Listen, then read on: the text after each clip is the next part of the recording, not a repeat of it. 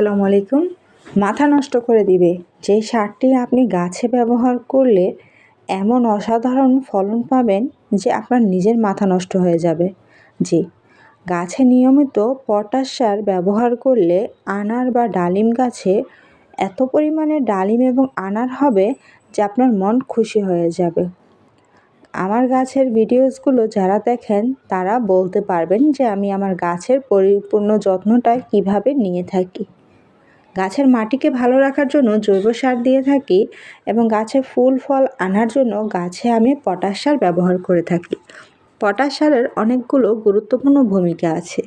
Potash সার যেমন গাছে ফুল আনতে সাহায্য করে, ফল আনতে সাহায্য করে, ফলকে মিষ্টি করতে সাহায্য করে। যেহেতু বেশিরভাগ ডালিম বা আনার গাছে সহজে কালার আসতে চায় না, ভিতরে বা বাহিরে কালার আসে না, সেই সকল ডালিম বা আনার গাছে ডালিমের কালার আনতে অনেক ভালোভাবে কাজ করে।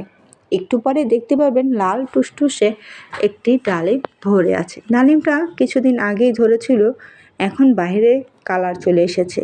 পরিপূর্ণ বাড়তি হতে হতে ভেতরেও কালার চলে আসবে।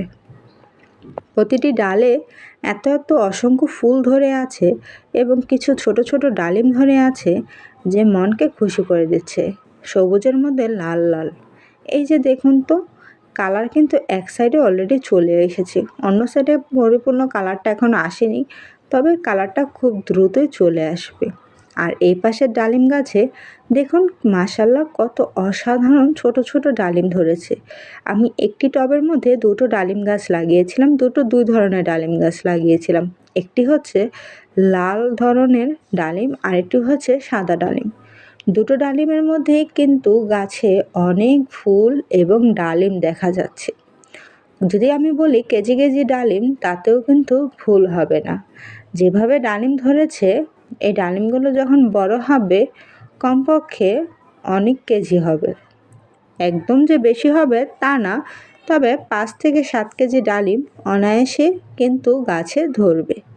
আপনারা চাইলেও কিন্তু গাছে এভাবে ডালিম ধরাতে পারবেন। এই জন্য করতে হবে কি, প্রতি সপ্তাহে 5 গ্রাম করে পটাশ সার গাছে ব্যবহার করুন। তাহলে গাছে এভাবে করে ফুল ফল আসবে। ফুল আসার পরেও গাছে সেমভাবে পটাশ সার ব্যবহার করে যেতে হবে, না হলে কিন্তু ফুল থেকে ফল আসবে না।